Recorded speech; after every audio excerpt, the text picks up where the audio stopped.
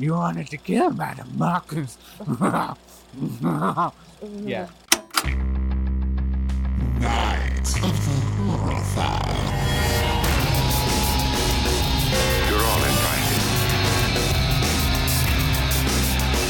They're coming to get you, Barbara.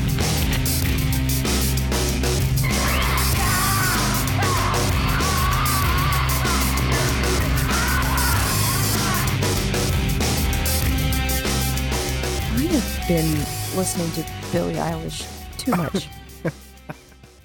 I think I'm obsessed. You've been on a kick of that girl recently, which I was very ashamed of myself when I found out she was how old? She is going to be 18 this year. Yeah, because I was like, hey, she's kind of hot. And you were like, yeah, she's 17 years old. I was like, I'm a dirty old man. It's finally happened. She was born in 2011. Oh, God. I need to call the FBI and turn myself in. Yeah. Yeah. Oh, speaking of music, so I throw on my my little curated playlist they make on Spotify for you. You know, every Monday you get that new playlist. And I like to throw it on shuffle play, you know, balls against the wall. And just find new bands. I usually find 5 or 6 new bands I like. Well, today I had it on shuffle, and it pulled up a song, and it was pretty cool. I liked the beat, and then I realized the lyrics. This guy's talking about fist fucking. Oh, yeah, the song's called "Fist Fucking Associated" by the Leather Nun, which is apparently a very famous act where they're from Sweden, I think. But yeah, so there officially exists a song about fist fucking. Well, anyway. Hey, welcome to Night of the Horror File. I'm Leigh. I'm Brittany. And special guest, Michael Caine. Hello. Oh. Michael Caine. No. How did these dumb fucks get me in the studio, Anne? Oh, my God. All right, I'm done. I'm sorry. Okay, that wasn't really Michael Caine. I'm sorry everybody got excited. It would have been great. I couldn't afford him. Why are we married? Anyway, Help me. So we watched 1977's Suspiria. Dario Argento's masterpiece, which is the first of the Three Mothers trilogy, which, like I do every week, I'm about to mad at you. go on a... But first I have to tell you I'm mad at you. What are you mad about me? You didn't tell me until just now that this is a 3-part thing. Okay. It's a 3-part thing, but it's very loosely 3 parts. I was about to go on a big ass rant. And then you tell me there's a 3-part? Oh, you're getting stabbed. Loosely. Stabbed. Loosely. Okay. So loosely. Stabbed. So, all right. So let me rattle on a little history behind this movie before we get really into it. So, so by 1977, Dario Argento, I'm very bad at pronunciation, so bear with me, everyone. But, I mean, he was already on his way, like, to being a legend in cinema with, he had released, like, 5 films already that were doing really good. 2 of which are Deep Red and The Bird with the Crystal Plumage, which are both actually really great movies. But Suspiria is his 6th movie. And with this, he went a little off the wall. Obviously, everybody knows if you love Suspiria, you know it's a story about witches in a boarding school for it's a ballet school, basically. And Dario, he kind of collaborated with his partner and actually one-time lover, Daria Nicolodi.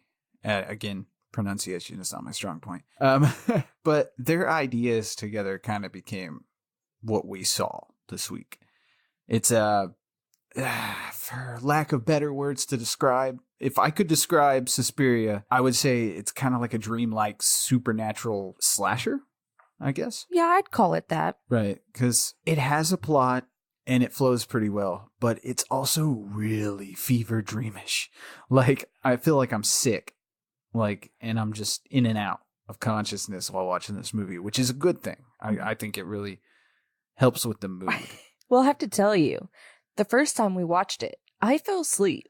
And it's not that it's not a bad movie. I don't think you That were... is never the thing. Right. I will sleep through any and man. every movie. When I first met you, I had taken you to, I think, and this was my mistake anyway, taking someone that I just started dating with to Batman versus Superman, the midnight premiere. Oh my God, I was so excited for this movie. And I remember like a quarter of the way through, I turned to my left and you're just passed out snoring in this theater. So yes, I can vouch to the fact that you fall asleep to every movie ever made, even some of our horror movies we've went over on here. You've fallen asleep. That's why we watch these things like 2 or 3 times. I have a problem. I have like narcolepsy or something whenever I watch a movie. You get lulled to sleep by the soothing sounds of the movie, and it's really frightening because we've watched some scary ass movies and you pass right out. I know. And so anyway, my point was I kind of fell asleep, but then I wake up and something would be happening and then I'd go back to sleep. I'm like, did that really happen in this movie or not? Well, yeah, like I said, it's a fever dream of a movie. Oh, definitely. Which it's an assault on the senses. I mean, the color palette alone is something out of a fairy tale, which is really what Argento was really going for. Him and I'm gonna try this again. Nicolodi. God, I'm so terrible. Nicolodi. I'm gonna call her Daria, which is pretty cool that they got together, Daria and Dario. Yeah. Is that not cool? I'm sorry. Anyway. Yeah. It's like having, I imagine them being twins. Right. So he went from violent thrillers, is what she was known for before this, into what we saw. So yeah, like their aim was to go with the kind of fairy tale aspects of like Snow White and Disney cartoons. You know how like they're depicted with that bright popping color? Yeah. About the color. The reason why it pops so much in this movie is because this is the final film to be processed on 3-strip Technicolor, which, to give you an example, 3-strip Technicolor was used to process movies like The Wizard of Oz and stuff like that. It brings out a vibrant color that really kind of assaults your eyes, and this is the last one of those. So by the late 70s, when this movie was made, Argento was fucking hard to find because this processing had become so arcane that he had to track down the final film processing equipment that existed in order to process his movie on. So he wanted to do this like real bad. Oh yeah. This was a labor of love, and I think it shows through the film itself. Argento never half-assed anything, and we'll get into that. But for now, let me end my little tirade, and let's hop in to Suspiria. Dun, dun, dun. So the first thing I have on here, though, is that I love the THX theme. It takes me back to my VHS days. Oh yeah, because I have a hard-on for out-of-print DVDs. It was Blu-rays and 4Ks, but I've switched over to out-of-print DVDs, I think for the nostalgia reasons. And this DVD had the old, what the hell was that?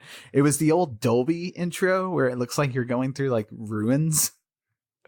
And right. It's really shitty CGI. But it had that on it. It's nice. It does take you back in time. Yeah, it was nostalgic. So anyway. Oh, go ahead. Sorry. It's okay.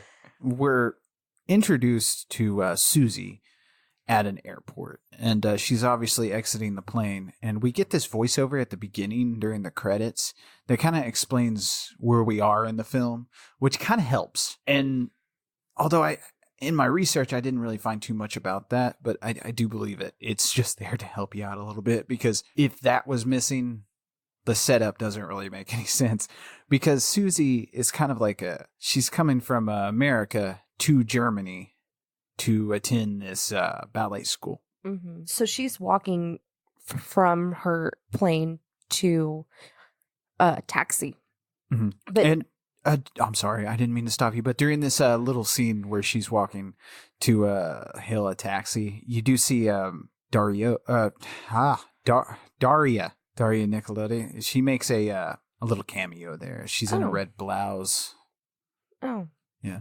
I was too busy paying attention to Susie, because when you first see her, I was just thinking like, okay, so I wrote it down.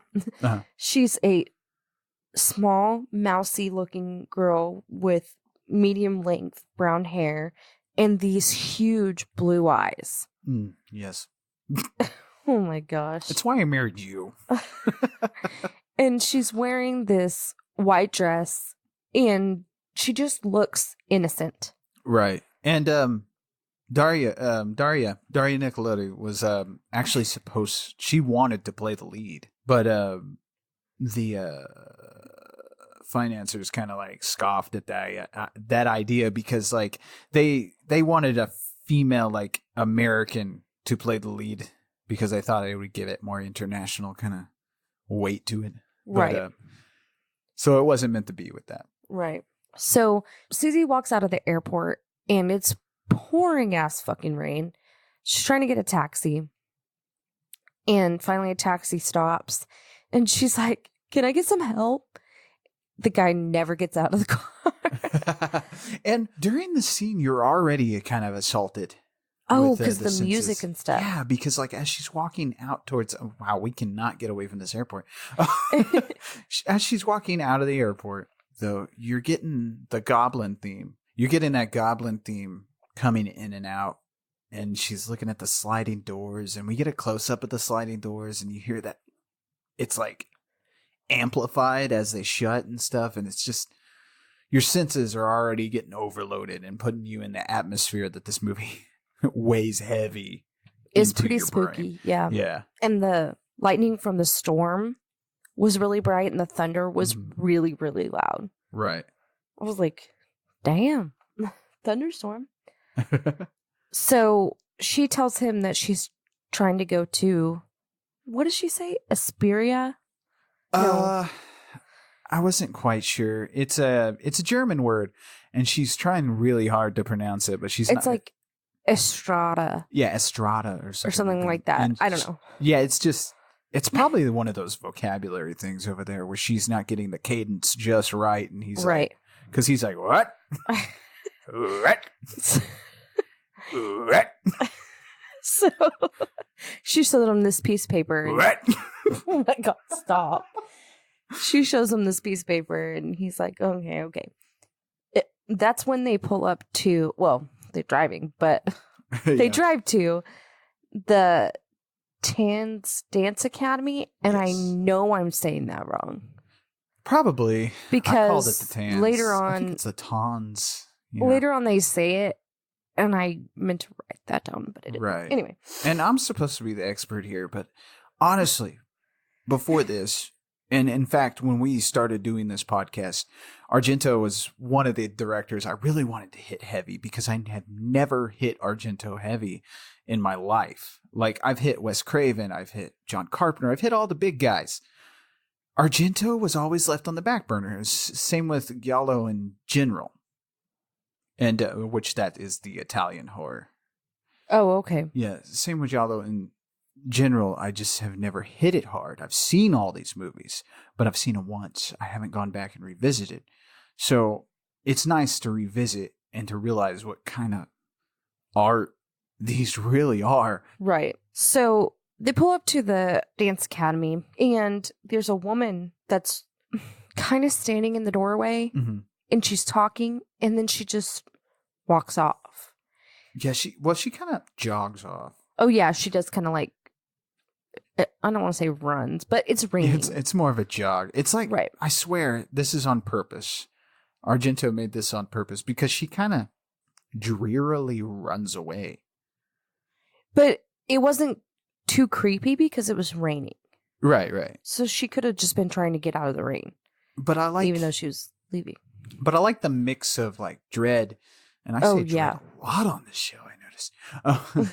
But I like the mix of horror and mystery and just, I don't know. It's almost like you're on drugs watching this movie. Oh, the lighting is crazy, and the music, the color palette, and just all of it together. It's like eating a big piece of raspberry chocolate cheesecake. Ugh, it's good and it's delicious. It's not, but all of it. Well, if you like delicious. that kind of thing, she doesn't like chocolate. She's the only female alive who doesn't like chocolate. But if you like that kind of thing, go with me here. Right. It's like eating that. It's so rich, and all of it together, you're just like, whoa, whoa. Like, so Argento really takes you on a ride. We find out later that this is Patricia. Yes. And she runs away, and Susie walks up to the door and hits the buzzer. She's telling the person at the buzzer that she's the new student there and that they're basically expecting her or whatever. And they're like, no, you're not. Go away. Basically. Yeah, she's whoever's on the buzzer, which we find out later. Whoever's on the buzzer is telling her, just go away. Right. Just go away. I don't care. Go away. No, wow. I sounded like a housekeeper. Right? I didn't mean to. So she gets back in the cab and they drive away. You see Pat, that's what they call her in this movie, is Pat, running through the woods or just like through the trees. Yeah. And here's that Goblin soundtrack kicks back in with that. It's like an African drum backed like chorus of people just kind of whoa, you know? Right. It's an assault on your goddamn senses. Oh, yes. Because the music fits, but it doesn't at the same time. It's that dream quality I keep talking about. Oh, right. And while we're at it, the soundtrack was by Goblin, who you can't talk about Argento without talking about Goblin. And I realize that, so we're going to take a little second. So Goblin started off as Cherry 5, and then they changed their name to Goblin. And then they changed their name again, and then they changed their name again. But so they went from Cherry 5, Real Imperio Britannico, Profondo Rosso, Roller and Chi, La Via della Droga soundtrack, and Two Fantastico. Yeah, just stuff like that. Zombie Dawn of the Dead. They did a lot of Argento's soundtracks. They were his go-to people. And they were it's kind of like the Italian Rush. They were a progressive rock band. And so they combined, I mean, this was 1977. And you listen to this theme now, and they were ahead of their time with this kind of stuff. Because, I mean, who else was putting, it's just such a unique soundtrack. And Argento wanted Goblin to do it because he wanted something completely unique that hadn't been in any kind of movie before. That makes sense. And then they changed their name again back to Goblin. And then the Goblin Keys. And then New Goblin. Oh my God. And then Goblin Rebirth. Okay. And then Goblin. Okay. We get it. And then Claudio Simonetti's Goblin, a.k.a. Demonia.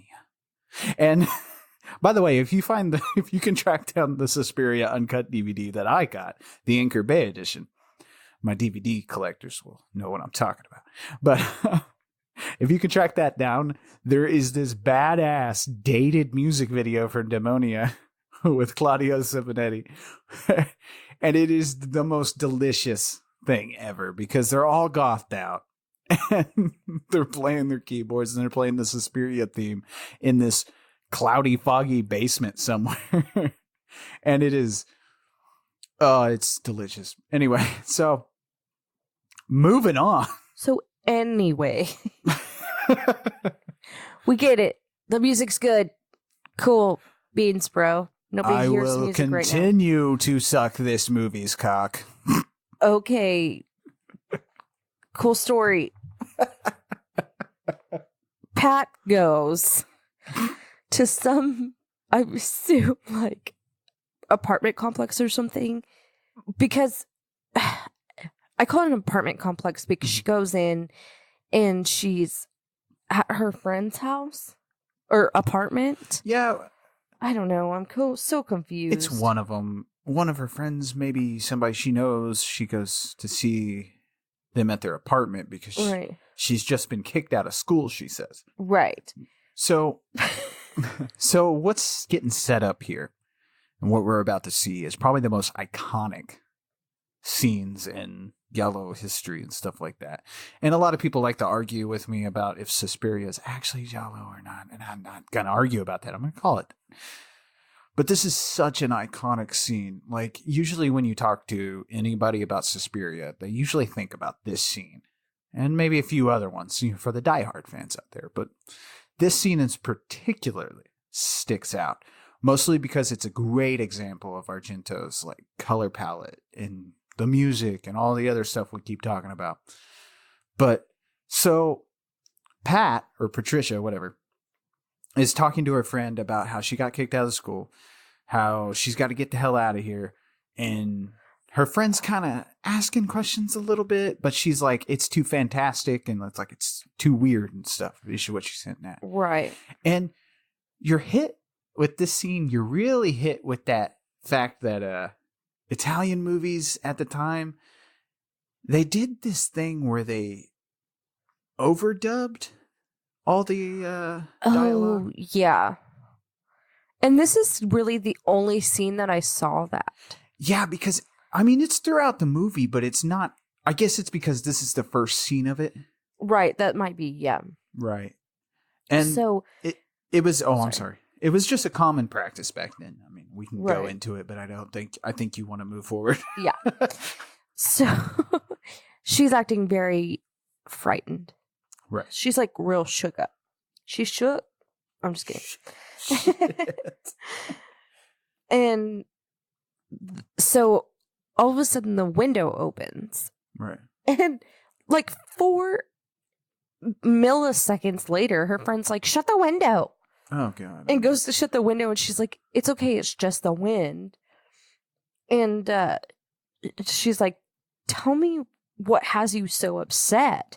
Yeah, because Pat's like clearly freaked the fuck out. Right. And Pat doesn't say anything, and she's like, fine, just tell me later. Yeah. So Pat goes up to the window. She's kind of looking out the window. And all you see out the window is clothes on a clothesline. And they're kind of blowing in the wind. And you kind of, I don't know if you caught this, but you can see the silhouette of something. Yes, and that's kind of why because she went to walk off, Mm-hmm. and then she turns back around, because I think she was a little like, what the hell? Yeah. And she's looking out the window again. You can kind of see this silhouette of some kind. So she grabs the lamp that's on the stand next to the window and puts the lamp up against the window. And then she sees eyes. Oh, God. When those eyes pop up, I realize it's a little low budget. Or, well, it's dated and stuff like that. But it's still, this movie still had an effect on me. And I wasn't prepared for that. This fucking part where the eyes light up is fucking bone chilling. Yeah, it was spooky. She gets a little spooked too. And then I guess she kind of like jumped back. Then this hand busts through the window. Oh, yeah. And grabs her and is like pushing her face against the other window pane. Right. And I was like, what the hell are they doing? Ow. Right? I'm like, what? So these hands are actually Argento's hands. So this is his little cameo. Oh, okay. Yeah. So she's like getting attacked, and then her friend's trying to like open the door, and she can't get the door open, but she's screaming that there's a murderer. How does she know there's a murderer? Good point. Yeah, I don't was know. like, how does she know if she can't get the door open? Good point. I was lost in the fever dream. Yeah, because they keep going back and forth of her screaming and Pat getting attacked. But anyway, Pat gets stabbed. Oh. Somehow she ends up outside this window, like Yeah, I'm assuming the on window. the ceiling. Well, I'm assuming the window overlooked a roof, like Yeah, a rooftop. or not ceiling. Yeah, she's on the rooftop. Yeah, and she's getting like fucking brutally stabbed. Yes. I only saw the first time I saw this movie. I was younger, and it was a long time ago, so I didn't really remember too much about it. In fact, I've seen Argento's other films more than this one, which is a little surprising. I know you would think I've seen this an ass ton, but I don't think I was ready. I wasn't prepared for how brutal this movie is. Yeah, I was not expecting, like, in the first few scenes just to see someone get stabbed Because a billion times. She gets fucking brutalized with this fucking knife. So Yes. much so that there's a close up of her fucking heart getting stabbed. Like, we see Yes. that. And finally, the killer takes what was that? A power cord or something? I don't know what it was. If it was a power cord, it was really long. Yeah, because I mean, you see it pulling out of the wall when he ultimately like attaches it to her, Right. and then throws her through this beautiful plate glass window, which her friend is down in the lobby below it. Underneath the stained glass window. Right, and she sees the Pat's head kind of come through at first, kind of crash through the window a little bit, and then I don't know. Did the friend try to run? Is that what happened there? Yeah, she was trying to get help, I think. She goes to try to run, but that's when Pat crashes through the window and is immediately just hung by this power cord, which, again, the brutalness of it, but it's also beautiful because you got this color palette and you got that old-fashioned, I call it paint blood because it's red paint. Yeah. And you got that, but that on this Technicolor processing just looks so gorgeous with the reds and stuff bleeding in with the yellows and the whites of the floor. And we pan from Pat hanging down to the ground to your favorite shot of the movie, I feel like it was. It was. Over to her friend who's obviously been killed by the falling glass. She And says, "Help, I've been impaled." No, I'm just kidding. She doesn't say I was that. like, she talked? She I didn't missed say that. Bitch Did I is smoke dead. too much weed? Bitch is dead. She got impaled Yeah. in multiple parts of her body by metal and glass, Right. and through the middle of her face, piece of glass. I mean, literally, I would love to have this scene framed and put on my wall. Like, it's that beautiful. I'm laughing at my notes. I'll ask this question in a minute that I wrote here. It doesn't fit right now. So anyway, it's like the next day, and there is a blind man. His name is Daniel. Mm-hmm. You find that out later. But Yeah.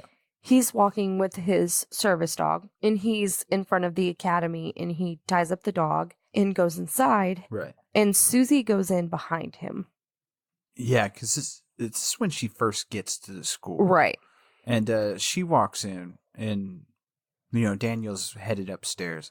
He's, we find out later, but I'll go ahead and say it now. He's like the pianist. He plays the piano for the girls. So he's just hired in to come and play the piano, basically. Right. So she's met with one of the instructors, and she's like, "You're pretty. Very pretty." So, yeah, this is Miss Tanner that she meets. And Miss Tanner is like the drill instructor, kind of Nazi-ish kind of lady. Right. So yeah, she first meets... rude. Oh, sorry. Okay, you start. You start.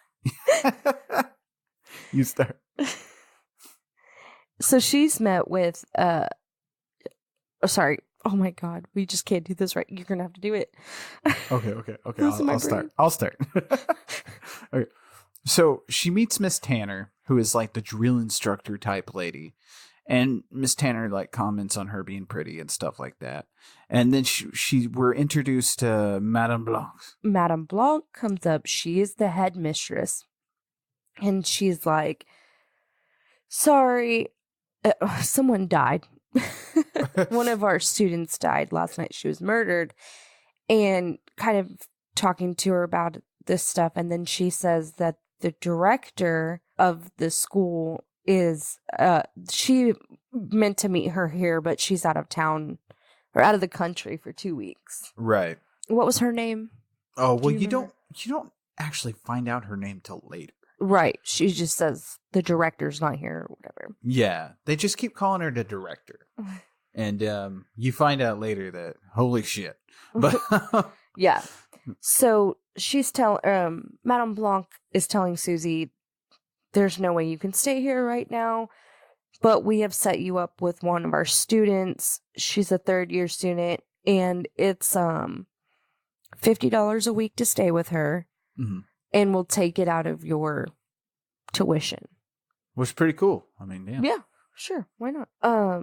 And Susie was like, sure, that's fine. And so Miss Tanner takes Susie upstairs, and she's like, this is a 3-year program, and we're not going to teach you how to dance because you should already know. Yeah. And at this time, Madame Blanc is talking to these men, and I'm assuming detectives, about Pat dying. And Susie overhears, and she's like, I saw her last night around 11. Yeah. Sorry. Yeah, she kind of backs up Madame Blanc's story to the authorities here. Right. About Patricia being murdered. And then this guy's coming down the stairs. This is where we're introduced to Pavlov. Pavlov. And Miss Turner? Yes. Turner? Is it Miss Tanner? Tanner. Miss Tanner. Okay, sorry. Miss Tanner's like, this is Pavlov, and he's really ugly. Yeah, poor What? Pavlov.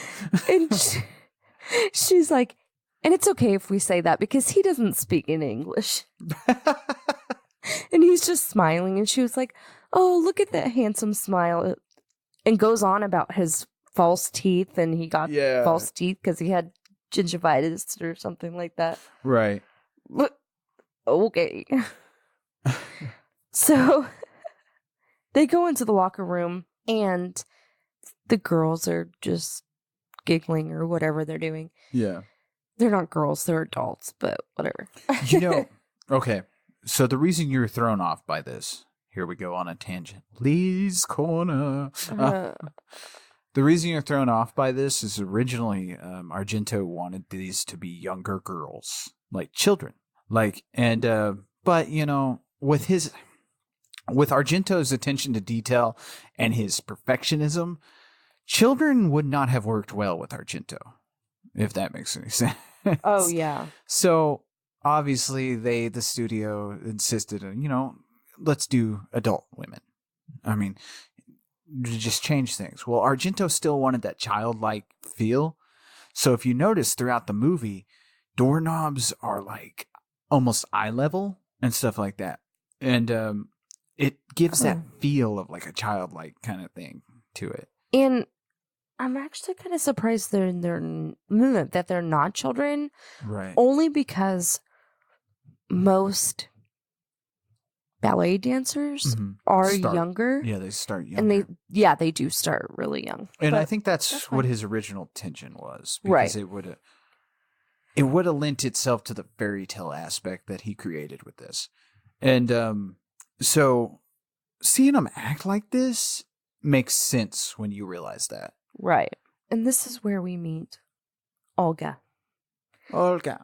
And Olga is going to be Susie's roommate. And she goes up to Susie and she's like, did they tell you it's going to be $50 a week in advance? Susie's like, yeah, not going to be a problem. And when they had first gone in the room, Miss Tanner had told Susie, this is your locker, your outfit's in there, you're just going to have to borrow some shoes. So after she gets pressured from Olga about money, she says, can I borrow anybody's shoes? And this one girl comes up to her and says, you can borrow my shoes, or you can buy them for $50. Susie's like, no, got my own shoes. bring him next time. Yeah. So Susie goes to sit down. Hey. Suspiria. Oh my God. She goes to sit and put her shoes on, and she sits next to Sarah. And Sarah's like, were they pressuring you about money? And Susie's like, yeah, it's okay though.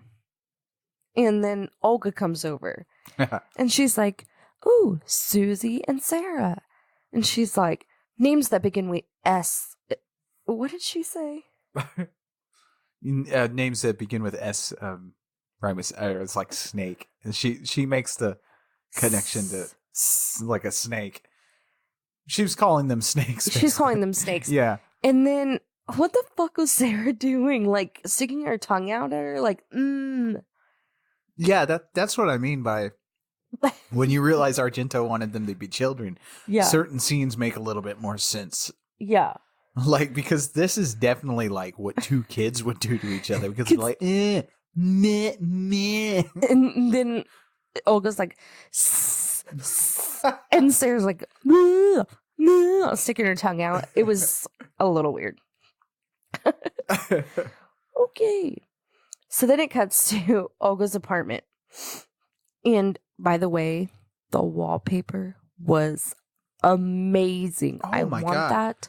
Again, color palettes in this movie. And the Jeez. wallpaper was just black and white. Oh, yeah. It wasn't anything like insane, you know. But the like artistic factor of The it, floral. it wasn't even floral. No, it wasn't. I don't know what how to call explain it. what it was. We're from Oklahoma. It was very modern though. It was pretty cool. It was neat. Anyway, so Olga's like, I think you're sweet. And I think we're going to... Oh, wait. Sorry. Susie says to Olga, the apartment or the room... Susie says to Olga, the room is nice. And basically, I think she said, like, thank you for letting me stay or whatever. Yeah, she's grateful for letting her stay, you know. Right. I mean, even though she's paying for it, but, you know. Whatever. But Olga says, I think you're sweet. Mm-hmm. We're going to live fine together. And the phone rings and Olga's talking on the phone. And then we meet Mark. Mark brings Susie's bags over and she's like, oh, you didn't have to do that, whatever. Mm-hmm. And immediately she's like attracted to him because she was like, why don't you stay? And he's like, I can't stay. And I'm like, she had to have thought he was hot. Right. To ask him to stay. And the actress who plays Susie, she went on to do some, I mean, she's in other stuff, like she's in Phantom of Paradise, which is De Palma's rock opera horror movie, which is amazing. We'll get to that. And she plays Janet Majors in Shock Treatment, which is the sequel to Rocky Horror Picture Show. So I don't know. I just thought I'd talk about Susie, the actress who plays Susie Bannion, for just a second. Jessica Harper. Why do you say it like you want to lick her face or something? Because I want to lick her face or something. Oh my God. Okay, anyway, moving on.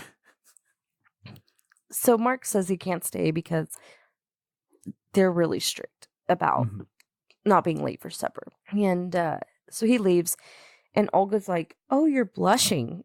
And she's like, Mark's okay, but he doesn't have any money. Yeah. And he's kind of stupid. She doesn't say stupid. She like points to her head, kind of like he is stupid. She's implying that he's stupid. Right. And they start kind of talking about Pat and how she was causing trouble. And Susie starts to remember what Pat was saying when she was leaving the academy. And she was like, there was a lot of noise, but I heard the word secret and Iris. Yeah. And Olga's like, well, Pat was a busybody. Okay. But anyway. So it cuts to dance class. And the headmistress comes in and she tells Susie that her room's ready. Right. And Susie's like, no, it's fine. I'll stay with Olga. And she was like, yeah, but this room's free. And you said you would, in your contract, you said that you would be staying in the dorm. Yeah, she's, Blanc is, Blank? Is it Blanc? Blanc. She's really insistent on Susie staying nearby. Right. And that's an insistence you'll see throughout the movie. And Susie's like, no, I'd rather stay with Olga. Mhm. And she was like, okay, whatever, Madame Blanc. And she walks off. And then Miss Tanner comes over and she's like, damn, girl. No, I'm just kidding. She's like, she compliments her on her, like, basically, like, being so strong-willed. yeah. And sticking up for how she feels. And she's like, I could never do that. Okay, whatever. So Miss Tanner tells them, like, a certain amount of these people, or whoever it was, needs to go to this other room. So Susie's walking down the hall, and she sees this weird Spanish lady. Was she a Spanish lady? Yeah, it's like, I think it's a Romani housekeeper is what we're looking at, because there's several of them and they live there in the school, and they do the housekeeping and stuff like that. But I think they're Romani. Okay. But she's sitting there and she's like polishing. You could tell she was polishing silver because the silver's right next to her. Right. But now she's like polishing this piece of glass, like a broken piece of glass. It was very weird. Yeah, it's really odd. And for some reason, her doing that is, which we put two and two together later on in the film at the end. But for now, we're kind of like, what the fuck? Because some reason, her doing that and the light shining off of this polished, like, silver or something is making Susie sick. Like, almost like nauseated. Yeah, she kind of had to, like, stop walking for a second. She was like, whoa. And fuck, was that little kid creepy or what? Okay, so when Susie first comes to the school, we kind of skip that, sorry. But Madame Blanc says, that's my nephew. And he is the weirdest little kid. He's this little Damien looking motherfucker. He was dressed like a yodeler. He looked like one of the little kids from The Sound of Music when they dress up. I fucking hate that movie. You know what I'm talking about, though. Yes, I do know what you're talking about. He's dressed like a little German boy. That's what he's dressed like. Alive with the sound of witches. Oh, God. Anyway, he's creepy as hell. And he was just like staring at her the whole time. Weird. So, Susie goes into class even though she's not feeling very well. Right. And you meet Daniel, the piano player. Well, you see him. Mm-hmm. And she tells Miss Tanner that she's feeling weak. And Miss Tanner's like, no, this is our first meeting, or like our first chance for me to see you, to see how you dance. And you're going to dance anyway. So she starts dancing and she's not doing a very good job. No. And Miss Tanner's like, I know you can do better than that. So Susie's kind of pushing herself to the point where she very dramatically faints. I mean, not as dramatic as the Wendy Williams faint. Oh. But pretty dramatic. Hey, she was dehydrated, okay? Oh. Maybe Wendy Williams ran into a coven of witches that didn't want her around. Has anyone thought of that? Has anyone thought to ask? No, because she admitted to having no sugar problem. No sugar problem. She No, nose sugar. Oh, no sugar. Problem. I was like, I thought it was fucking cocaine. I didn't know she had a sugar problem. What the fuck is that excuse? A booger sugar problem. Booger sugar. Anyway. I was like, what are you doing? Are you defending William Wendy Williams on our podcast? I was trying to be nice, and you're just like, I thought it was cocaine. I thought she had a fucking coke problem. Have you ever noticed, like, only rich people get fucking coke problems? I swear. And her husband didn't know. This is a whole thing. I can't. Anyway, speaking of nose problems. Celebrity gossip with Brit now. Oh my god. Anyway, speaking of nose problems. When Susie fainted, her nose and her mouth started to bleed. Yeah, like goddamn. Like, she's laying on her back, so she didn't like hit her face. That's not why it Right. was bleeding. She was just bleeding. Anyway. And this is when we cut to Susie's new room. Where they're fucking pouring water Jesus Christ. into her mouth from the pitcher. Not even a cup, just from the fucking pitcher. Yeah, and Tanner's like, oh no, you must drink the water. And so as soon as the water, the hemorrhage end immediately. Which the medical explanations they give in this scene are complete bullshit. Do not listen to this doctor. I mean, oh, actually, maybe I will. I might take this advice. I mean, he tells her. Okay, I heard no food for a week, but I also thought I heard something about being blindfolded. Oh, yeah. So I was a little confused. It's a little off the wall, the advice she gives her. Because he says something about, like, basically, like, her not dancing for a while Oh, maybe that's what it was. causes tears in the ligaments, which causes a hemorrhage. It's like, hemorrhage is something worse.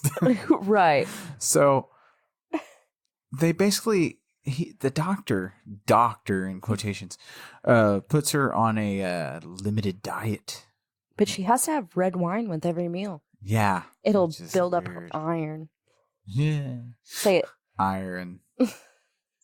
I swear it sounds right in my brain. Iron. Iron. However you say it is right. That's right. Oh my god. Anyway. What? Oh, in between the doctor talking about this shit of the storm of a diet, he gives her a shot, like a big ass shot, No, it's a lot. and she like almost instantly feels better. Yeah. And then the creepy housekeeper lady is putting her clothes up in the wardrobe, and she's like, "Who brought my bags?" Yeah.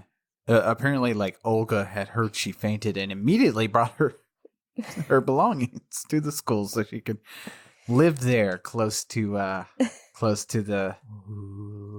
The spooky. spooky. I don't want to say it yet. I want to hold out. Okay, I want to hold out. but Pinch it off. Hang on. Oh my god. Okay. But Madame Blanc says, she even brought your $50 and didn't take any of it. I was like, yeah, because she never fucking slept there. Right? And this is fucking suspicious as fuck. Oh, yeah. Oh, yeah. And so it's just a little bit later. Everybody's out of her room. And Sarah comes over, her new next door neighbor Mm-hmm. or whatever. And she was like, we're neighbors. Susie's like, I didn't want to move in here. Yeah, Susie is not happy to be here. No. Well, I think she feels something's off at the beginning. Yeah, Because she's like, this is a little weird. Something's a little awkward here. Especially with the Pat stuff. Right. Oh my god. Can you calm yourself down? Me? No, I'm talking to myself Oh. with my damn notebook. What? I was moving it around. It was loud. Oh, okay. You'll hear it when you edit it, and then you'll yell at me. Okay. What? No one yells. I know. So Sarah's like, how are you feeling? She's like, I feel much better. And this is when Pablo, I put Pablo. I wrote Pablo. Pablo brings her tray or whatever. And Sarah's like, oh, they're talking about her diet or whatever. And Sarah's like, well, it must not be too bad with wine. Oh, and then the dinner bell rings. And Sarah, is like, I guess I gotta go change and go down to dinner. And this is where everybody starts feeling things falling on them. Oh, yeah. Because Susie's like brushing her hair at first, and she's like, what the fuck? Yeah, they're And like, what is this? she pulls a fucking maggot out of her fucking hair. Ew. And then it cuts to a very spooky scene. Not a scene, sorry. A shot of maggots all over the ceiling. And they're falling. Right, Ugh. Ugh. right. So Miss Tanner goes up in the attic with Mark. She's like, don't let anybody come up here. I'm like, Right. why? So she goes up to the attic, and it's showing like this weird shot of their feet, or their shoes, I guess, walking on these maggots all over the floor. Yeah, it's like a close-up of their feet, like stomping these freaking maggots. Ugh. Ugh. Gross.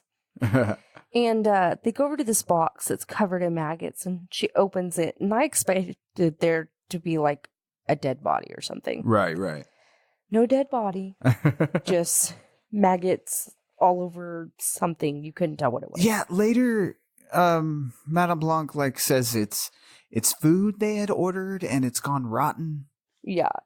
I feel like I need to Weird. watch this movie like 5 more times. Yeah. It's very weird. Because I feel like the rotten food fits into the storyline somewhere, but where, I'm not exactly sure. I think it's just meant to be creepy. Probably. It's just another thing where something's going on. Because maggots are pretty creepy. Right.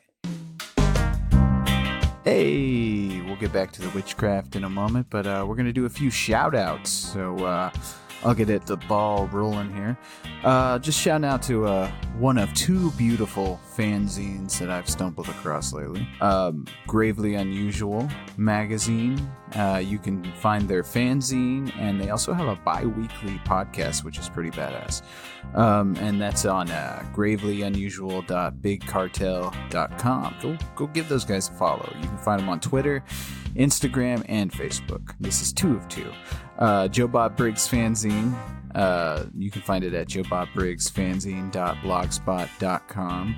And you can also find them on Twitter, and they create a beautiful Joe Bob Briggs fanzine. A special shout out I would like to do is Gather the Nerds, group of people sitting around talking about nerd things like movies, TV, comics, and gaming. So it's like us times 4. Well, there are 4 of them. Oh, it's us times 2. Math and words. Remember? Math and words, Math yes. and words I'm bad at. And you can find them at gatherthenerds.blurry.com or on Facebook at Gather the Nerds. Big shout out to Laura Bierman at Laura Bierman72 on Twitter. She's been like our biggest fan so far. I love you, Laura.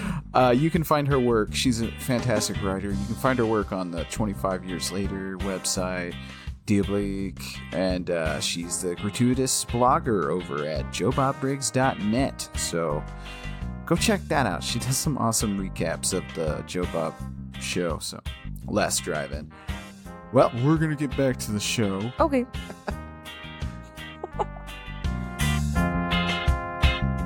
So, Madame Blanc's telling everybody, the boys are setting up beds in the practice hall, and we're all going to sleep in the practice hall. And she's like, you can get a hotel if you want to, but it's already pretty late, and we're getting this taken care of tonight. Right. Like, right now. So, they go into the practice hall, and there's like a sheet that divides like 2 rooms, I guess I would say, because one of the girls asks Madame Blanc if they're staying there too. And she was like, yes, we're staying here too. And so I'm assuming it cuts off like the teachers and directors and stuff from the students. Yeah. And which you get that effective when Madame Blanc eventually turns the lights off. You get that effective color palette again. Yes, because behind the sheets is some kind of light, but it makes it look red. Oh, God. Which is really creepy. Yeah, again. And this scene, Argento has a way with laying out a scene that's normal because it's Sarah and it's Susie talking about, because Sarah is explaining how the lady who's behind the sheets snoring, because it's a weird fucking snore. It's like, Right. Yeah. Kind of like what I sound like. and I fall in love with you all over again. Ew. So anyway, it's Sarah and Susie, and Sarah is talking to Susie about how she knows that's the head. That's the director. She knows that's the director because at one point Sarah had slept in the room next to the director, and she knows her snore, which is, like Sarah puts it in perfect words, a weird snore. It's weird. Right. And fun. But I mean, that scene in itself isn't too out of the ordinary, but you have that music going, you have that weird fucking snore happening, the red lights, the red and the color palettes and the sheets with the silhouettes, and it's just the whole scene unnerves you to the point where you're scared out of your fucking mind. Yeah, it was. I'm like, wait, what's wrong with the director? Right? I'm like, wait, is it what? What's happening? What is going on? I'm in a dream. I watched this High at one point, and that was, Not a good point. that was scary. Not a good idea. So, it's the next day, and Daniel leaves his dog outside like he normally does. Mhm. And the weird housekeeper lady and the really weird nephew guy, child, Oh, God. they walk up to the dog. Yeah, and they're like approaching the dog all sinisterly. right. And then it cuts to like inside the academy, Mhm. so you can't see what's going on, but you can hear like yelling. Then Miss Tanner comes running into Daniel, and she's like, "Your dog bit the kid." I don't know his name. I didn't catch his name. Yeah, I didn't catch his name either. What do they Creepy fucking kid. Creepy fucking kid. Creepy kid. She's like, "You need to do something about this." Blah blah blah. Daniel's like, he's never hurt. She's never hurt anybody before. Yeah, he's defending his dog, obviously, because his dog's a good dog. Right. And so she throws him out for defending the dog. Right. And not really caring about the child. Because he says, well, the child must have provoked the dog. Right. And for a scene later to work, did you catch what Daniel said as he was leaving? No. Well, he says, I'm blind, but I'm not. Oh, yeah, I'm I not did write deaf. that. I'm not deaf. Right. And he's like, you know what I mean? Like, and he's leaving. So Daniel knows some shit. Right. So, and that's what's happening here. Yeah. He knows some shit. That's Okay. what's happening with the Romani housekeeper and the little creepy fucking kid. Yeah. Because obviously they did this on purpose. They're approaching the dog, and then seconds later, Tanner walks in saying how the kid has to go have stitches and stuff like that. Right. Like seconds later. So it's like they've planned something here. Something's not right. So Daniel leaves the fucking school because he's pissed. And he calls her a bitch as he's leaving. And he's saying, I'm not deaf. I'm not deaf. Poor dude. Anyway. Yeah. So, Pablo, not Pablo, brings Susie in. Pavlov. See, I can't with these names. I just can't. Why can't they all just be named Susie and Sarah? Susie's like that's such easy. a nice, easy name, right? So he brings her food again, and she starts to drink the wine, and it looks like blood. Yeah, because she's like, "How long do I have to eat like this?" Yeah, because it's weird fish-looking shit. I don't know what's happening, what they're feeding her, but you kind of notice at this point that each time Susie eats this food and drinks and stuff, she gets really sleepy. Yeah, almost to the point where she can't be woken up. Right, because now, like here in a little while, Sarah's in her room, and Sarah's talking, and Sarah knows something's up with the school. Right. And she's telling her, they say they leave every night, and you hear them walking, And Susie's laying there kind of in and out. Mm-hmm. And she's like, well, no, because they would have to walk to the left. But they're walking to the right. But they're walking to the right, which means they're going somewhere further into the school. Right. And so Sarah's like kind of brainstorming, like, well, where the fuck are they going into the school? I thought they left every night. That means they're not leaving. So this is our first kind of clue that Sarah kind of knows a little bit more than she's kind of telling Susie. Yeah. And she starts to count their steps. Yeah. Sarah gets the idea if they count their steps, they can find out where the teachers, where they're going. So then it gets to this weird, like, pub. And there's these German dudes in their lederhosen, man, dancing. And not to sound like insensitive to the German people, but I really wanted some German food during this scene. You wanted some blood sausage? Oh, all of it. Have you ever been to German Fest? No. We've got to go to German Fest. It's delicious. I took a little bit of German class in high school. Yeah, Oktoberfest. I keep calling it German Fest. Like, it's Oktoberfest. It's like, you're white. Calm down. We'll have a very busy October. Oh my God. October's huge for our show. Yeah. With the podcast, we'll have to do Oktoberfest. We're doing a murder mystery. Dun, dun, dun. To come. Anyway, so they're like dancing and yodeling or whatever. And Daniel's, I almost said watching. He's definitely not watching. No, Daniel's not able to watch the festivity. But he's enjoying it. Yeah. Enjoying the music and stuff. And he's walking out of the pub. Mm-hmm. Someone like leads him to the door or whatever. Yeah. And so he's walking home and it's nighttime and it's dark. And obviously his dog's with him. And they stop in the middle of this. There's like 2 or 3 cathedrals around him. Mm-hmm. And he stops in the middle. Oh, yeah. And this is where we start. During this scene, he stops in the middle there and he hears a noise. And he assumes like someone's there. Because his dog starts fucking barking up a storm. Right. At something. But obviously he's blind, so he can't see what the fuck's going on. So he's like, who the fuck's there? He doesn't say fuck, but he says, who's there?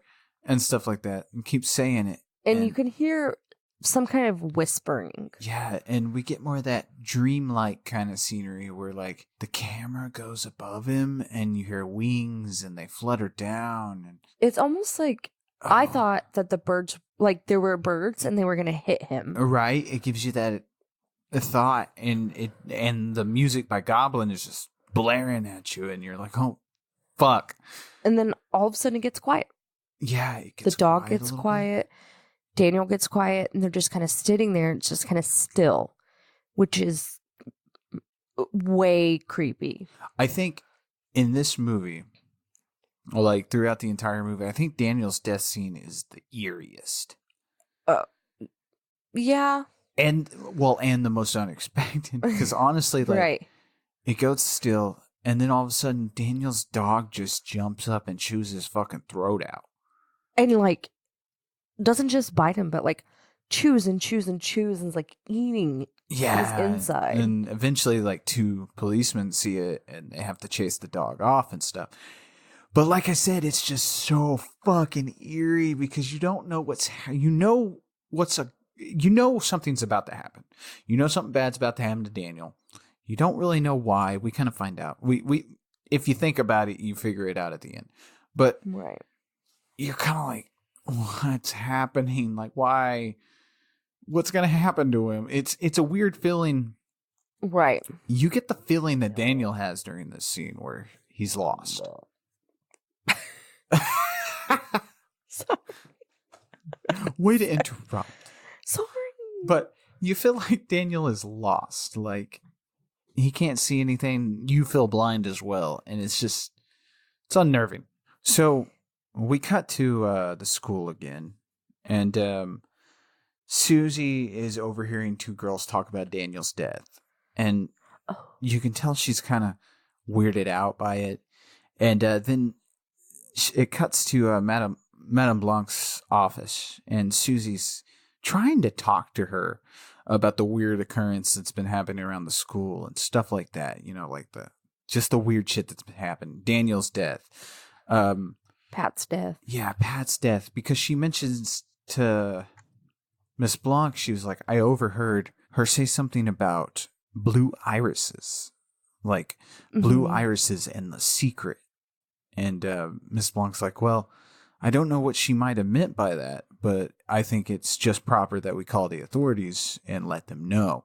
And so then we cut to a scene at the pool. Where Sarah and Susie are swimming. Right. And go ahead, I'm sorry. Oh, no, go ahead. And Sarah's kind of telling her that there's some weird shit going on, and Pat kind of knew what was going on, and that Pat got scared and ran away. Yeah, because we find out that Sarah and Pat were friends. Yes, they're friends. The voice on the bell when Susie got there the very first night was actually Sarah. Yeah, it was Sarah kind of driving her away because something was going on. Right.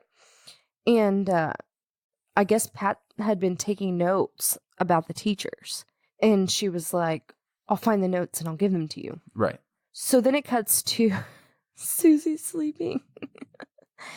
And Sarah's trying to wake her up and she's like, someone stole Pat's notes. Right. Because she's like, the notes are gone. The notes are gone. They know. Like, Sarah doesn't come out and say they know, but we're given the hint that someone's found out that she knows about something. Right. And so Sarah, the lights go off in Susie's room because Susie eventually falls asleep. Right. And Sarah takes the one note that she had left. Because she kept it on her body. Right. And she puts it into Sarah's...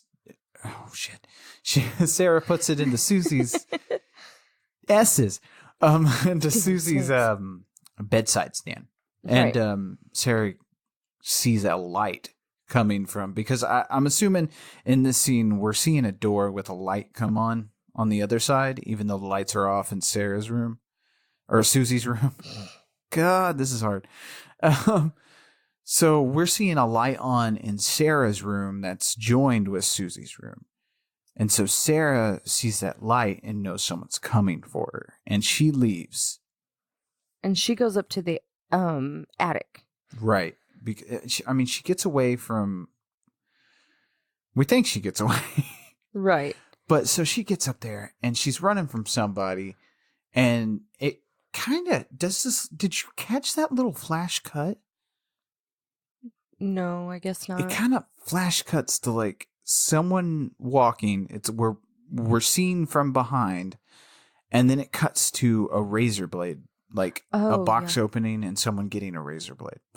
So that happens, and then we're seeing Sarah. She's trying to get away. She locks herself into this basically dead end room. Right. With a window. Right. And someone is like sticking that razor blade through the door and just trying to get that. There's a little latch she closes and they're trying to like push the latch up. Right. And they can't get it very well. Right. So while they're doing that, she is stacking up this luggage. And not doing a very good job. No. And She's trying to. I like this scene. I know the tension. Before the build, the build up before what happens, is great. Because she's trying to stack up these like boxes and luggage and stuff, and it's all uneven and it's like kind of falling, and she's trying to get up to the window to get out the window. Right. And it's all like slow motion almost. I think that's what makes it eerie. You're like, well, because come on. Right, because it's not slow motion. Right. But it feels like it. It feels like it's taking forever. Yeah. The use of time and stuff in this movie as well is just, It's wonderful. Right. And, there is a remake of this movie. And I feel like I kind of side with Argento on this. Because he had said, I don't know how he feels about it now, but he had said that the feel and the mood of this movie is so important that you either remake it exactly shot for shot, and then it's not a remake, it's just a copy, or you make a completely different movie, but it's not Suspiria Right. at that point. So I agree with him because, and I haven't seen this remake, but the feel and the mood, I mean, I don't know how you would recreate this and capture this kind of magic again. It just feels like anything that comes after this, like a remake wise, is just going to be lesser. Oh, it's never going to be good. And we've talked about remakes thousands of times, and we really need to put that to bed, but it's a topic. But I don't know. Like, this is just a movie that should just be left alone. Right. But anyway. So she finally makes it out the window. And the worst scene for me in the whole movie. This made you physically cringe. Oh, yeah. Both times I watched it. Yeah. She falls into a bed of razor wire. Oh, and ouch. Right. I have gone through a barbed wire fence before because my dumb ass as a kid thought I could just crawl through it and it'll be fine. Oh, yeah. You see it in the movies where it's like, no, you kind of have to have a second person for that to hold it open. Yeah. But yeah. Ugh, yeah, we've all done that. The pain. But the actress actually in this scene, obviously they removed the barbs from the razor wire, but it's still wire. Right. So when she leaped into this wire and started thrashing around, obviously the wire started kind of tightening around her. And she said afterwards it had pinched her so bad. She said it looked like she had been bit by 1,000 ants. And it was so grueling. But apparently the atmosphere on the movie set was positive.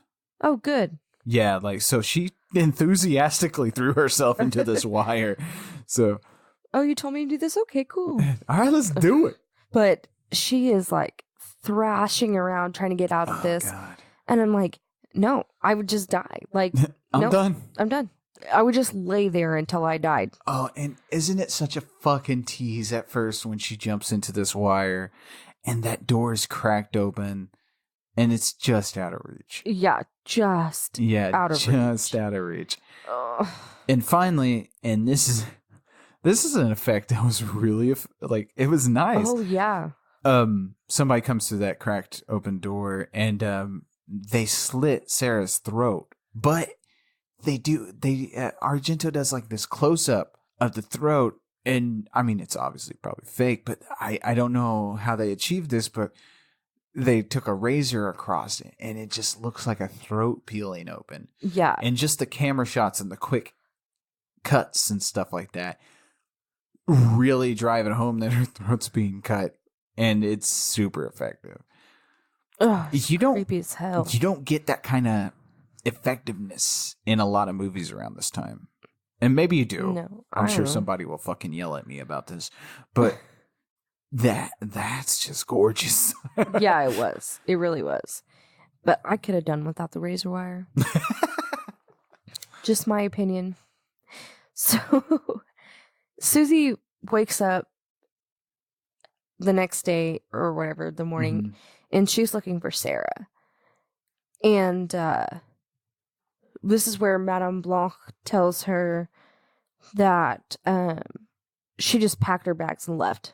She wasn't happy here. Yeah. And Susie's like, what? That doesn't sound right. Just yeah, like, why would she fucking just leave? Right. And not say anything to Susie, you know? Right. Weird. So Susie calls Sarah's friend Frank. Now, which is actually her therapist. Right. Now, did Susie get that note? I don't know. Okay. The note comes into play later. That's right. Okay. So, how did she know about Frank? I guess Sarah was talking to her about Frank. What? Did we miss something? I kind of remember it from the first time we watched it. I want to say maybe it was just when they were in the pool. Oh, she mentions Frank? Yeah. It was just cool. nonchalant. Okay. So, obviously Susie knows about Frank. Knows it's like a trusted contact for Yeah, Sarah? she said it was her friend. Yeah. Yeah, and so Susie calls him. And she wants to meet up. Right. And so they go to meet. And okay, so obviously this is another thing you don't know about, but Frank is played by Udo Kier, who is kind of a favorite little genre actor of mine. He's been in Blade, he's been in Melancholia, Downsizing, which is kind of recent, I believe, 2017. Flesh for Frankenstein, American Exit. Oh man, he's been in so much stuff. I can't think of a damn thing you've seen him in. But he's a big actor. He's actually been in a lot of stuff. He was in the Rob Zombie Halloween remakes. He's been in a few other Rob Zombies movies. But I've seen nothing. You've seen nothing. I've seen nothing t-shirts 2021. There we go. Oh God, that seems so far away. Well, I gotta find a distributor. I can't make t-shirts. Hey, if you make t-shirts, Let us know. yeah, call us up. So she meets up with Frank, and Frank's like, well, I already called her dad, and they're talking back and forth. Yeah. And somehow he brings up that the school was founded by a witch. Yeah, because he says supposedly the woman who founded the building that the school is in and the school and stuff passed down was a witch.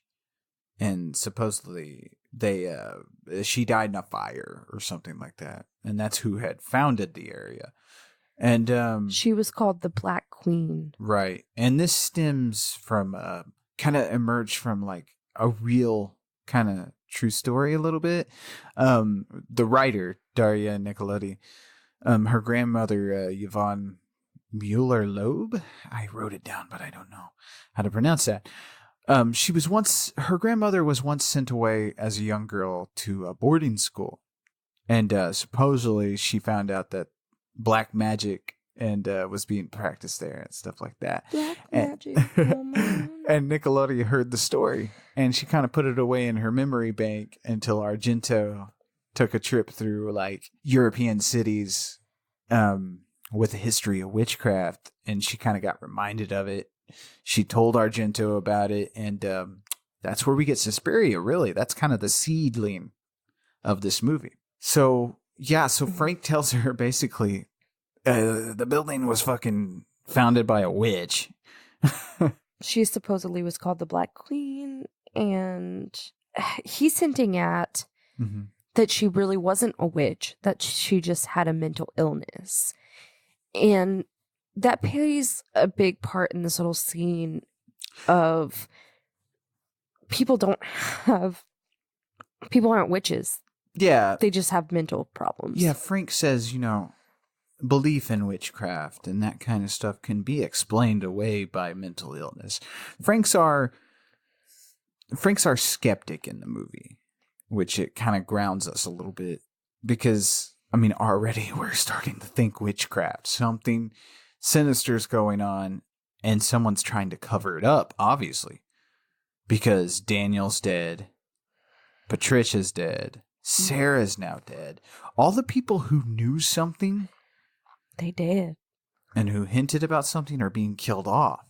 So, Susie's starting to think maybe the school's a front for something, but Right. she's not quite sure. And that's talking to Frank. Like I said, he's our skeptic character that kind of grounds us a little bit. Mm-hmm. Keeps us from going that much further. Right. He says, bad luck isn't brought by broken mirrors, but a broken mind. And the is this paranoia or magic? Right. And that all of it is hard to believe. So Frank introduces Susie to someone else. Professor Milius. And he's a professor at the school or whatever. Not the ballet school, but at a college. And apparently he is an expert on witches. Yeah. And he's talking about how witches are negative and destructive. Yeah. And they change people's lives by injuring them. And he kind of goes into the Black Queen and all of this stuff that she's done. And Susie asks about a coven. And he was like, yeah, I guess she could have had a coven or whatever. Yeah. And a coven without a leader is Mhm. harmless. Yeah, he makes this mention if you kill the head, the leader, it works its way like a serpent. Like Oh, yeah. the head cut off of a serpent, the serpent doesn't live. Like you kill the head and it takes everyone else down with him or with her. And so he basically tells her, you got to kill the head witch to kill the coven. Right. And that magic is everywhere. Yeah. And Madame Marcos is the name of the Black Queen. You do know it's serpent, right? Huh? Not serpent. Serpent? There's no F. I thought it was serpent. No, it's a serpent. Serpent? I'm pretty sure. Oh, shit. You said that one other time in another episode, and I was like, does he know? Did you Google it? It's up there with iron, I guess, now. Serpent. It's not a serpent. Nobody's surfing the vent.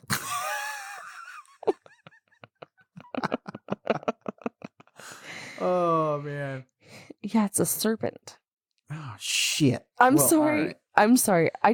No, it's okay. I wasn't trying to make fun of you. I was just like, Yes, do you are. know? I really wasn't. Yes, you are. No, I'm not. There's going to be a whole episode about things Leigh says wrong. Okay. So yeah. So Professor Milius tells her about Madame Marcos, and how you need to cut the head off of a serpent to destroy the coven. Kill the head witch, kill the coven, whatever. I said that like 4 times, I think. Yeah. So anyway, she's done talking to them. And she goes back to the academy and she's looking for Mark or anyone. Yeah, everyone is gone. They went to the theater, and which is really weird because she was like, why wasn't I invited? Yeah, and the Romani housekeeper's like, oh, I don't know. They bought tickets for everyone. It's like, what? Well, what the fuck, lady? Come on. Right.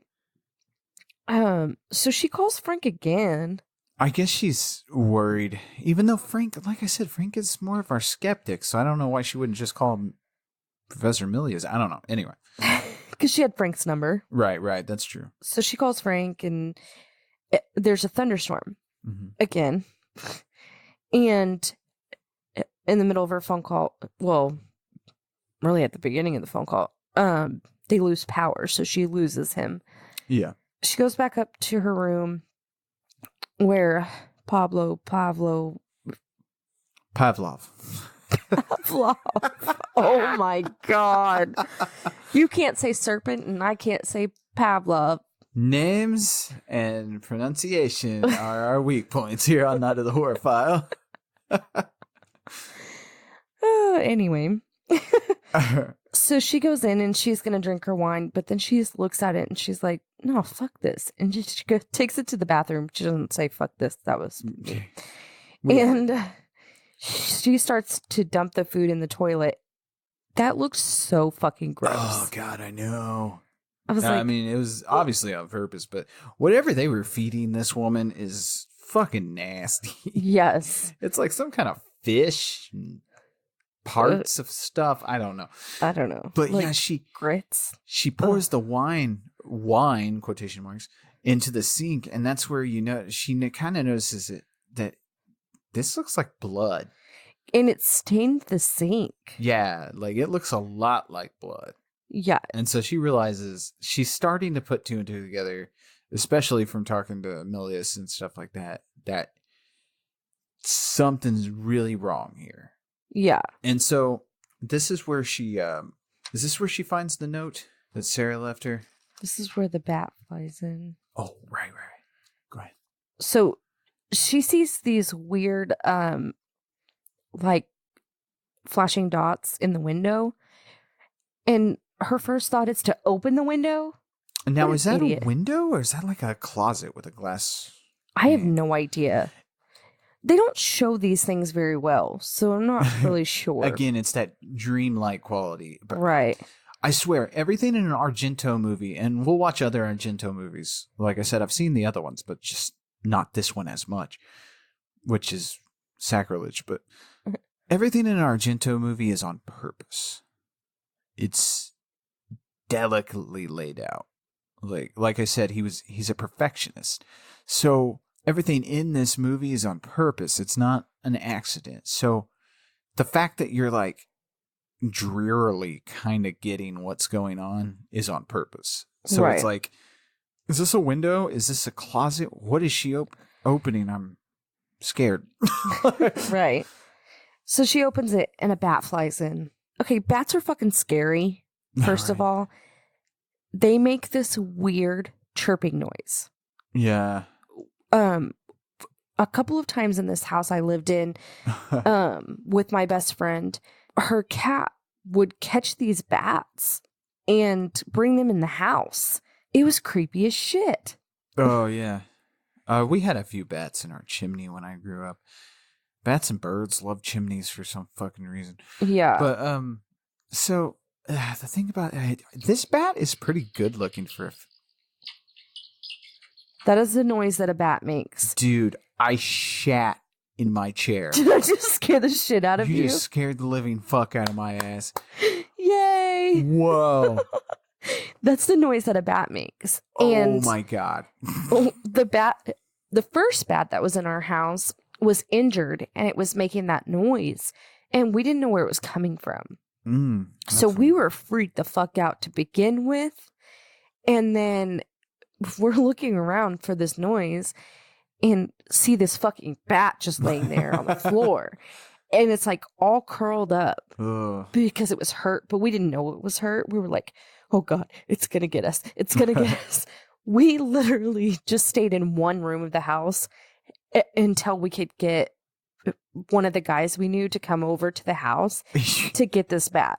You guys had to wait to call a dude to come over and kill this bat. We didn't know what was going to happen, okay? That's hilarious. But then the second time that the bat came, it was alive and it was not injured. Wait, the other bat was alive too. But anyway, it was not injured and it's fucking flying around the living room and we're trying to catch that motherfucker in a trash can. We got a trash can and a broom and we're trying to catch this fucking bat. We have videos.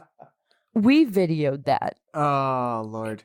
Oh, it was hilarious. Anyway, so Susie does the right thing. She covers the bat with a blanket and then fucking smashes that fucker to death. I know. It's a good looking fake bat, too, by the way. Okay.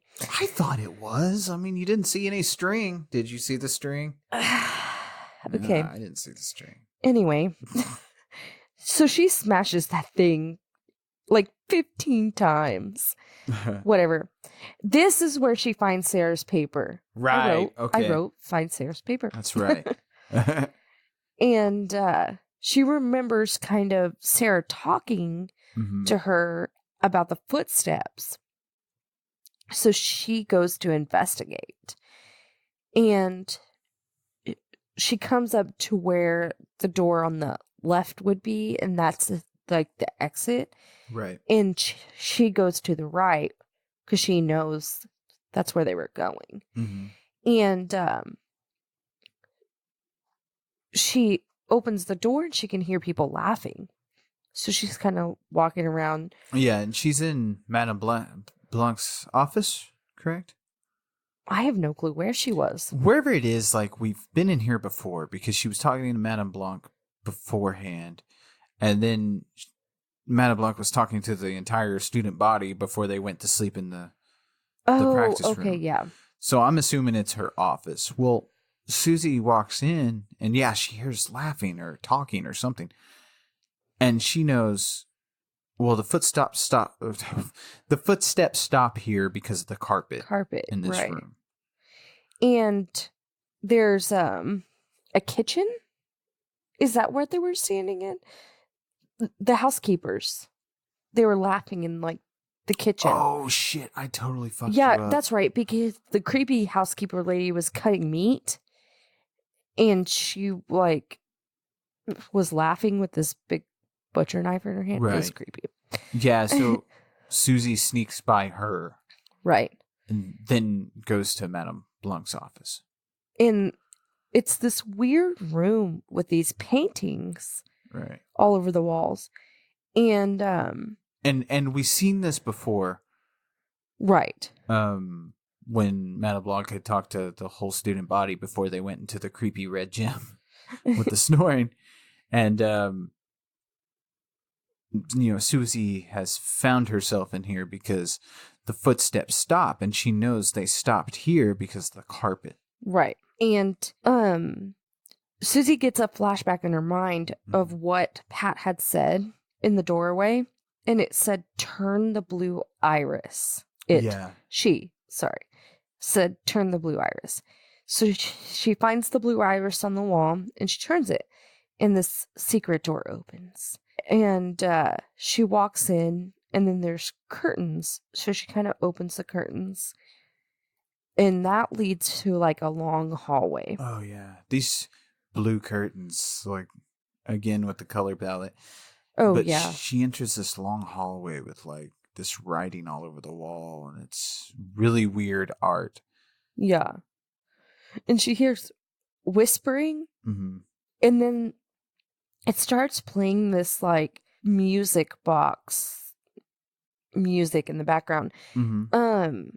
It reminded me, and I wrote that because it reminded me of, like, little girls having jewelry boxes or whatever, music boxes, and having a little ballerina in it spinning around, and it was that music. And that's that main theme of Suspiria that Goblin created. Right. And yeah, it's like, it's got a... We didn't really go into the theme too much, but because I explained Goblin. I explained the entire band, but I didn't explain this theme. Right. But yeah, that theme is like, it's like a music box with like that African drum behind it, and really weird. Creepy. It's creepy. So she finally sees someone, and it's the teachers, and yeah, she sees like through this slit in a curtain because she's kind of off in the shadows. mm-hmm. She sees down the hallway. She sees Madame Blanc sitting down. She sees Pavlov, Tanner. She sees the little boy. She sees some other people back up in there. So, I mean, obviously, all these people in this school, aside, well, maybe the students are in on it too. Who knows? This is a front for a coven of witches. Right. And this is the reveal, because we've been explained witches earlier. Right. We know this is the coven. Right. And Madame Blanc is sitting there, and she's like, "We need to get rid of that bitch of an American girl."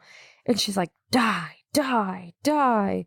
Yeah. And then she starts drinking some weird shit. Yeah, and this is where, like, Susie kind of feels a little, like, woozy. Feels a little off. Again, yeah, it's a little sick.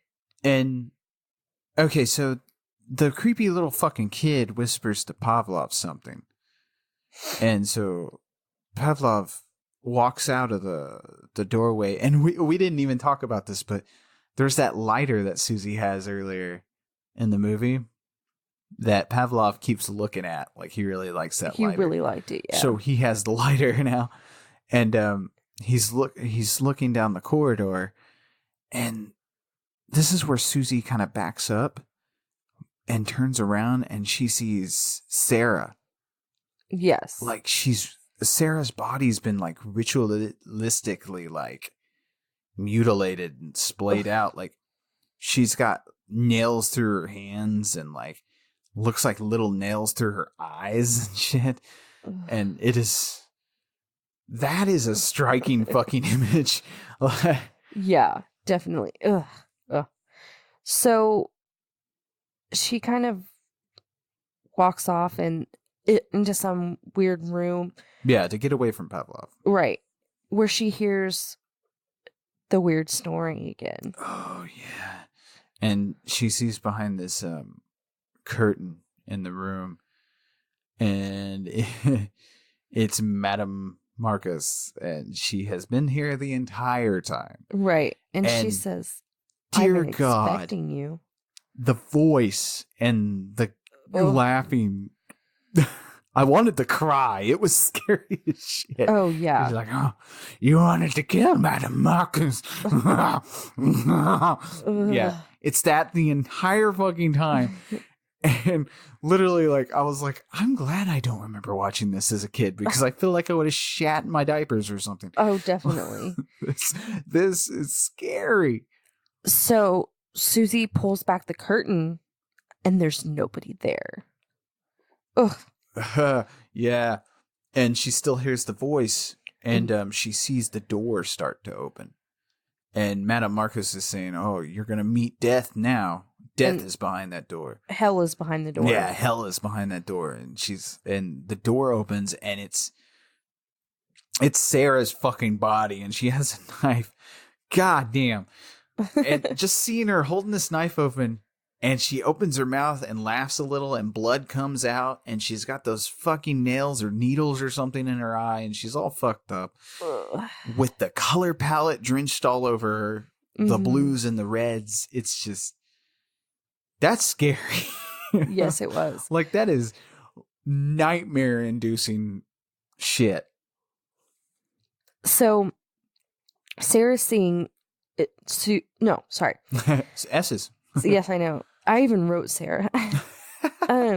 Susie sees Sarah come out of the door or whatever, but she's also seeing this like outline of this creature in almost like a lightning form because it's like flashing like lightning. Yeah, kind of like a silver kind of silhouette. The silhouette, that's the word I was looking for. You see the outline of Madame Marcus's body sitting on the bed. And she has like a knife or something. I want to say, okay, I need to watch it again. Was it a sewing needle? I have no clue what it was. A knitting needle? Maybe. Because it was kind of big. Yeah, it was a big, maybe a knitting needle. So she like stabs into this silhouette. And then all of a sudden, Helena Marcus like comes to life. I guess not comes to life, but comes in view. And she's like this dead, decrepit thing. I think she's supposed to, because, you had heard that she had died in a fire. Oh, okay, that makes sense. I'm thinking she's supposed to be kind of, a little on the extra crispy side. Oh, yeah. And maybe that's where that snoring comes from. You know what I mean? Like anyway. Oh, yeah. But yeah, so Madame Marcus is dead. She falls to the ground. Thankfully. Jesus. And everything's like breaking and moving. Yeah, because obviously, like, because you heard from Professor Milius earlier in the movie that cut the head off the snake. So she's killed the head witch. So the coven is dying. Yes, everyone's dying. Obviously, I guess the building is crumbling down because magic. But so yeah, you get a good scene of everybody fucking dying and shit and blood coming out, and Susie gets the fuck out of there because the place is coming down. I'm out. And the walls are busting as she's running out and stuff. And I love this scene. This is the best final scene because Susie comes running out of the school. You see the window bust out and fire starts. And we see Susie kind of run a little ways away. And there's relief because she kind of smiles a little bit. And there's just a sense of relief about her that she's gotten away. Right. And I feel like that's our sense of relief too at the end of this movie. That's our, that's over. Right. Like, because this whole movie has you until the very end. But I wanted more. Now, okay, you had mentioned that because this is the end. That's Suspiria. Right. I love the credits too because, like, the first thing you see as it rolls up, it says, "You've been watching Suspiria," and I'm like, "Yeah, you damn right I have been." Right. So you had mentioned that. I liked it, more. And I understand that they couldn't have like done more in this movie, or it'd have been like a 6-hour long movie. Right. But I wanted more. I think, like I've mentioned an ass ton of times in this, I think it's the way it's shot and the artistic style that leaves you, I could do this again. Like, I would. Right. You know and what? I don't know how to explain it because they went through everything. Maybe I just need to watch it again. That's the thing. We watched this, or I've watched this 3 times for the show. And I'm like, I could watch it again.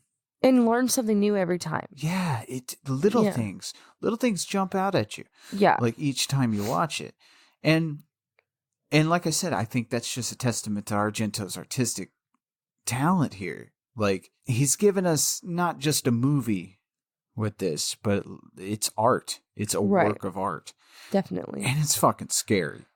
Like, I would say, I mean, we've done a few horror movies now, but we've done 3 really scary movies, in my opinion. We've done The Conjuring, we've done Evil Dead, and now we've done Suspiria. Which of those 3 would you say is scariest? Oh, don't make me do this. No, do it. It's okay. We got to have differing opinions. If you have a differing opinions, it's fine. I want to say, as far as like scary wise, I'm going to have to say Suspiria.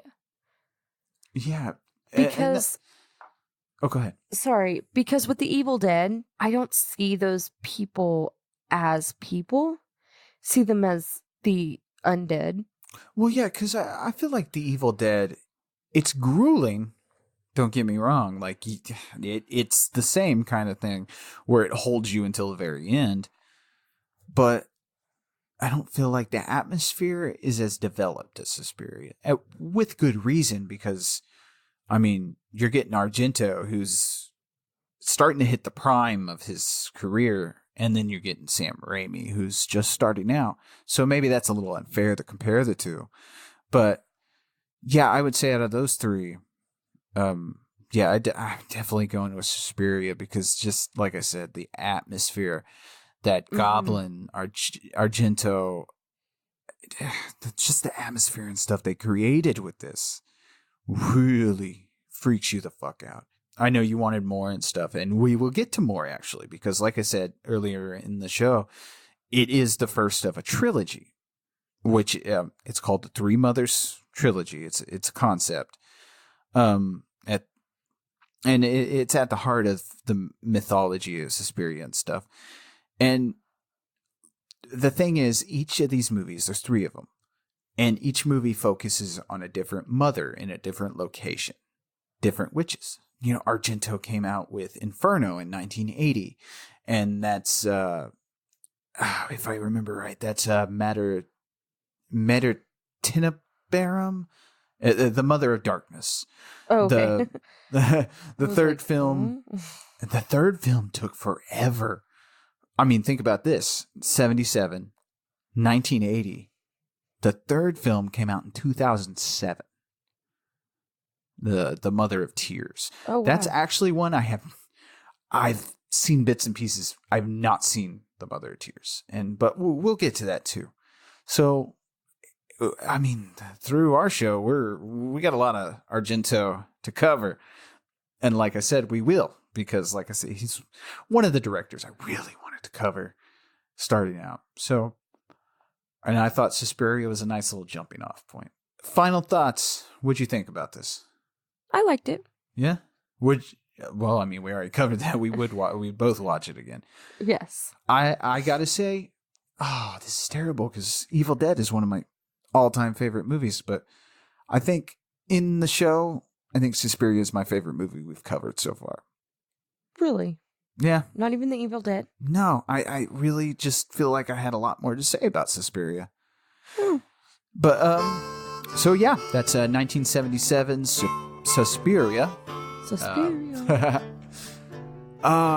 Next week, we are doing our casual horror episode, casual horror number 2. It seems like that episode was popular last time. And obviously, I don't have anything to tell you what we'll be talking about, because it's kind of a mixed grab bag during those episodes. So I'll be a little bit more prepared this time. Oh, yeah. We'll have a lot more for you. We're getting our format pretty down to a T. Well, anyway, so until next week, I'm Lee Evans, saying stay spooky. And I'm Brittany. Stay horrific. What? I hate you. See you next week. Bye. Bye. Hey, everybody. That was another great episode. Thanks for joining us this week. Be sure to come hop over on Twitter. Find us there. You can just talk to us and tell us we suck, whatever. And be sure to hop on over to Instagram and also our Facebook page. Be sure to leave us a 5-star review wherever you listen to us. iTunes, Spotify, Podbean, anywhere. See you next week.